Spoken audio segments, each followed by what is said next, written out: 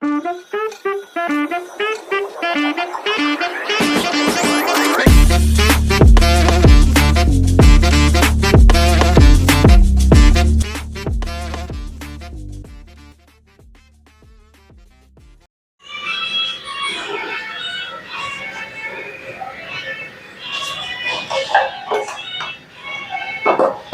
po mga Katong TV. Luluto po tayo ng isang putahe ng taga Davao.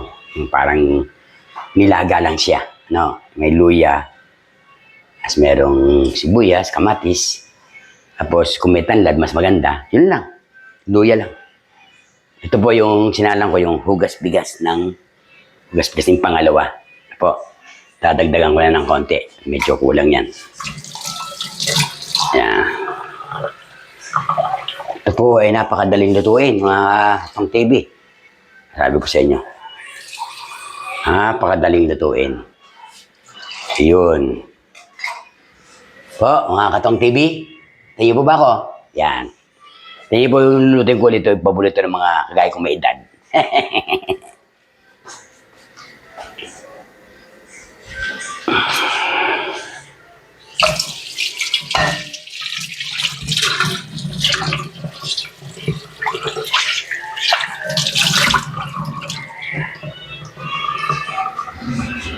Yan, tatakpan natin.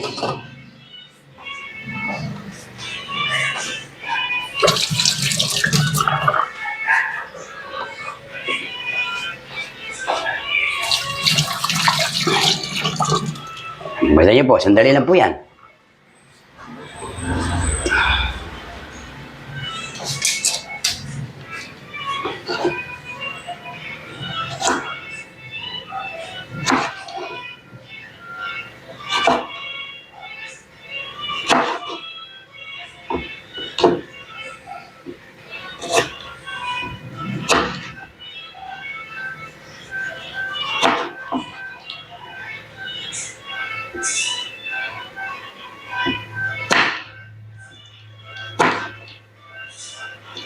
Yan.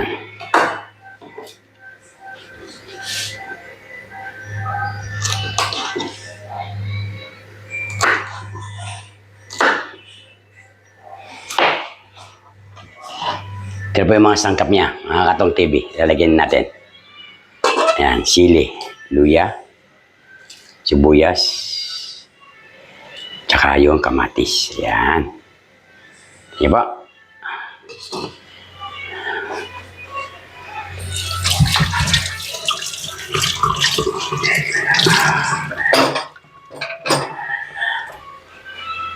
Simple lang yan.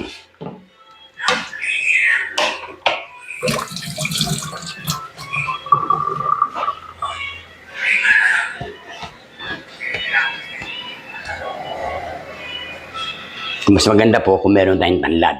No? Mas maganda. Sa susunod, nilalagyan natin ng tanlad. Pakikita ko rin sa inyo. Ito po ay alam ng mga taga Davao. Simpleng luto lang to. Paborito nila itong mga luto ito.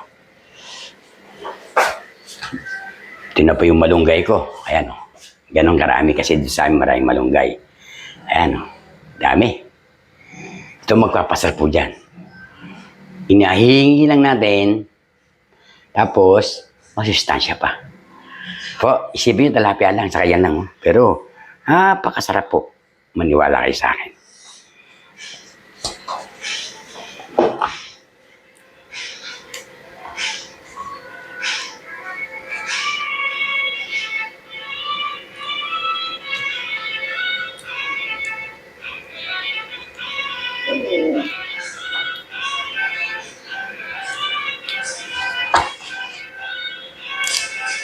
Maya-maya konti pagkakumulo, hintayin natin.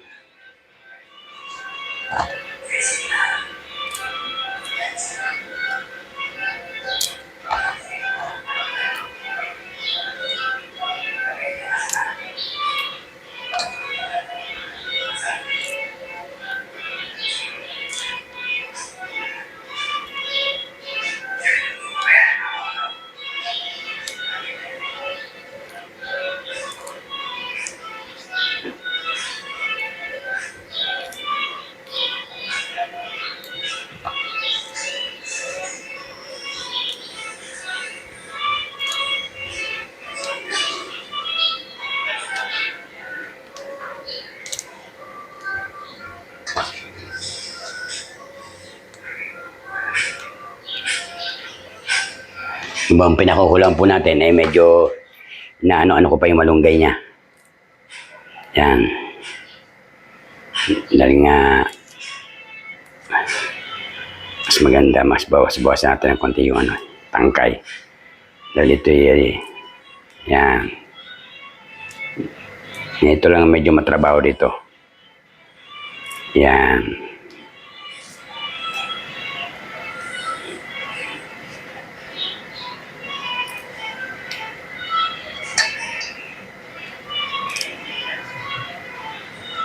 Napakasarap po ito. Mula nung matikman ko to, talagang hinahanap-hanap ko na.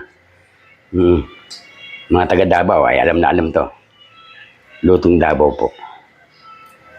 Parting Bisaya, yan, mga ganyan. Simpleng luto lang, pero alam niyo sa probinsya, sabi ko sa inyo, anong panahon ng mga bulalo dyan? Tayo mga may edad na ay tamang-tama sa atin to. Pero yung mga kabataan siguro, lalo kung dito lumaki sa Maynila, ay medyo hindi pala kursunada, lalo kung may tanlad, hindi na kursunada. Pero ang benefits niya sa katawan, napakalaki. Laki na ibibigay niyang benefit sa ating katawan. Isipin malunggay. May tatalo pa ba sa malunggay, sa gulay? Pag ang pag-uusapan ay gulay, walang tatalo sa malunggay. Sige, yung ampalaya, wala yan. Yung benefit sa malunggay, abay, napakarami. Kaya pala yung mga tao sa probinsya, dahil simple lang ang buhay, kung ulam na ganito lang, mahaba ang buhay.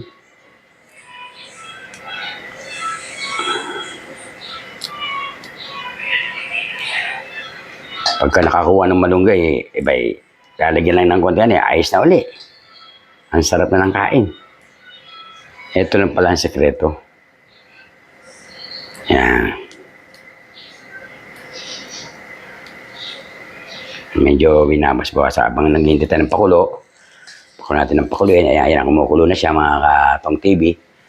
Okay lang. Ibayan natin lang siyang kumulo ng kumulo para yung luya niya at yung pagkaan niya lumabas na.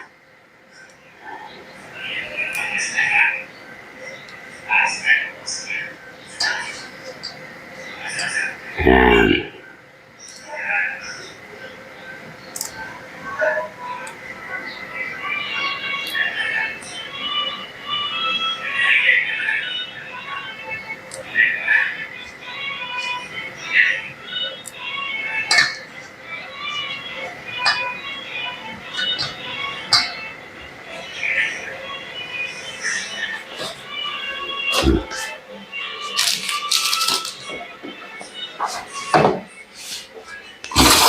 Natin. Ito yung pinakaano yung kamatis, oh.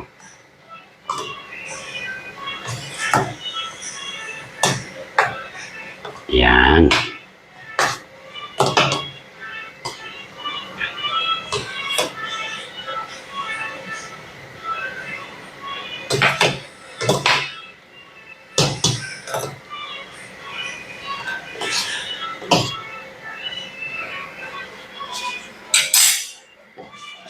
Lagyan ko na po ng konting asin.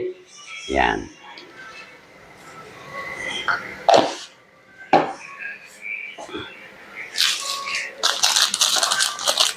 Mamaya pag matabang pa, edi patis naman. Po, nakita nyo? Ang Katong TV. Ayan na po yan. Pinakuko natin. Lagyan natin ng konting bechin. Ayun.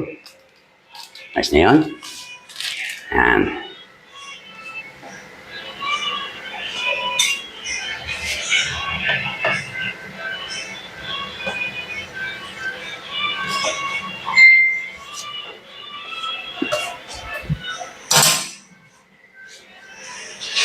Yan.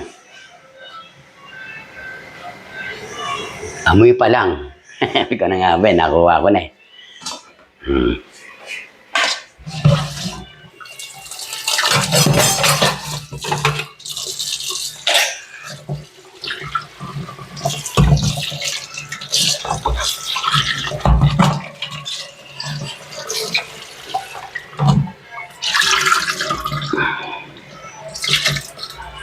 Ito na. Lalagay natin itong isda.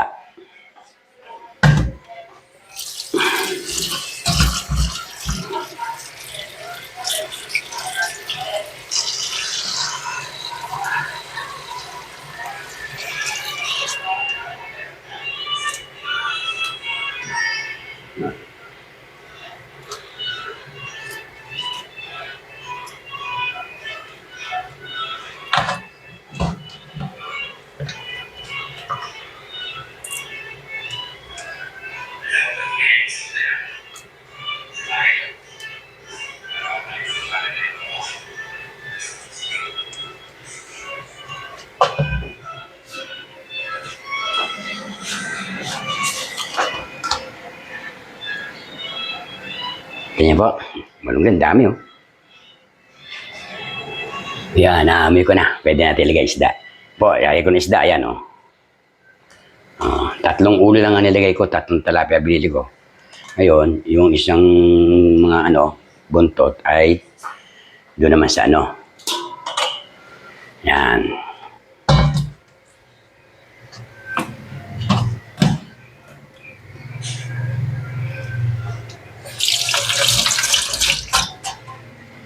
na po oh. Pagkakumbulan, okay na. Kukulangin tayo sabaw. Nababaw yung aking pinaglutuan. Po, kata yung sangka po, simple-simple lang. Isda. Ulitin ko ulit, malunggay, number 1. Isdang talapia, pwedeng ibang isda. Pwedeng kahit anong isda, pwede. Kung meron kang isdang taniki, mas maganda.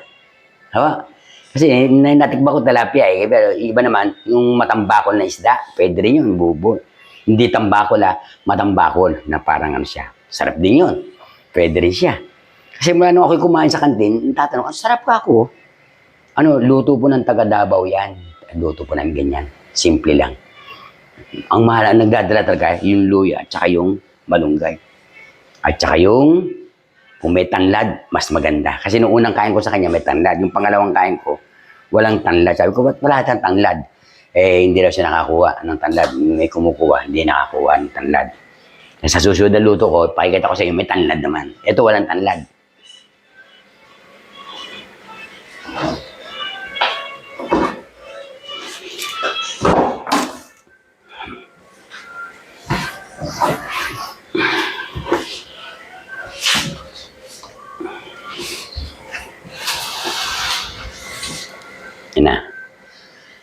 Ayan na nga po.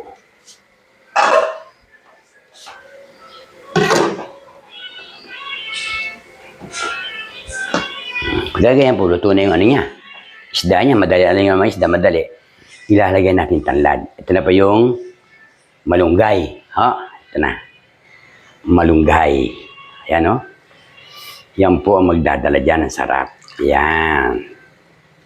Naku po, napakasarap ang ating tanghalian ngayon. Ayan. Mura lang ang ginastos. 3 pirasong talapia. Ang kakain kami ay 5 tao. Ayan. Ayan pa. Yung naalala ko yung mga kabataan, yung mga anak ko, baka ayaw to eh. Hindi sila sanay sa ganito, pero ako, mula nang matikman ko, binabalik-balikan ko na. Ayaw ko na siyang tigilan. Yan. Ano po.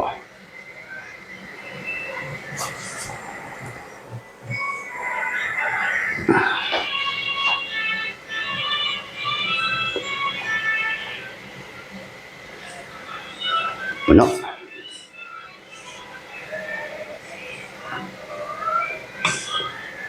Puno, ayan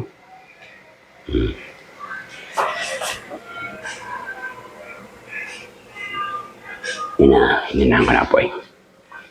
Katong TV. Simple lang, kata nyo. Yung kumulo na yung mga sangkap niya, nilagyan ko ng isda. Asin bechin. Ulitin ko po ang sangkap, malunggay, luya, kamatis, sibuyas, at saka dahon ng malunggay, at saka yung tilapia. Yun lang, wala na. Tsaka yung siling berde, haba. Ano po, ayan Pasarap. Itikman na natin kung tama ang alat. Nakatong TV.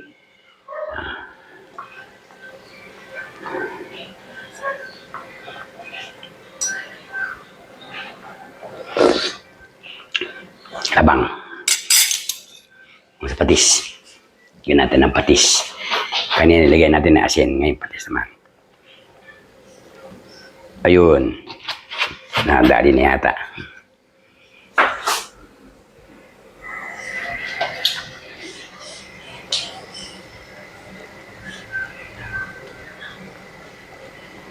Dahing malunggay kasi dito sa amin maraming malunggay. Yan. Kaya kung malunggay lang ang pag-uusapan, walang problema sa atin. Ano po? Ayan o. O, tikman natin ulit.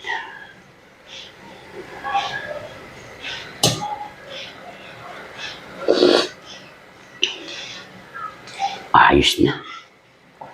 Ang sarap na.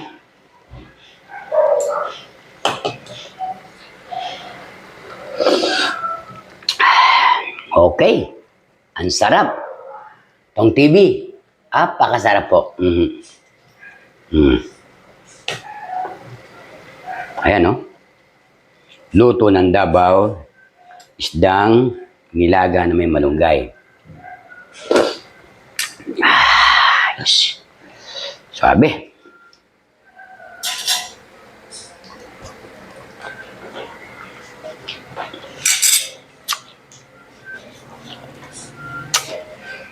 Tenten natin ng konti.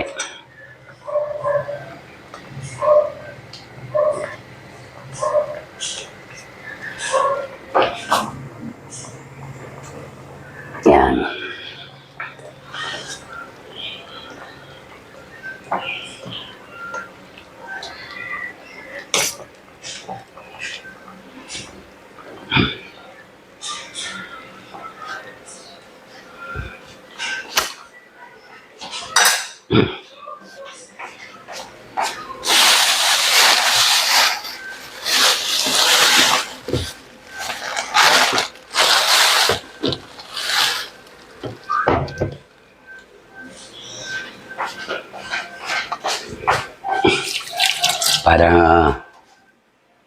Para medyo merong kagat ng konti, lalagyan natin ng siling pula. Ayan. Isa magpapadagdag ng aroma.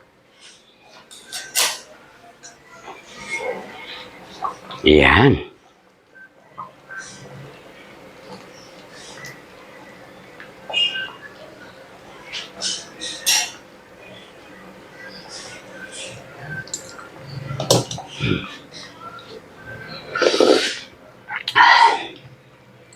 Sarap.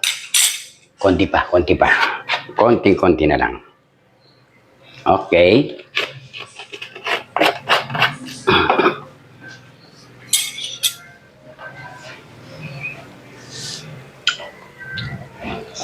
Ito po mga Katong TV.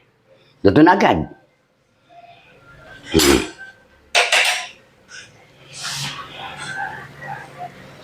Talapia lang. Ayan na, lumasa na.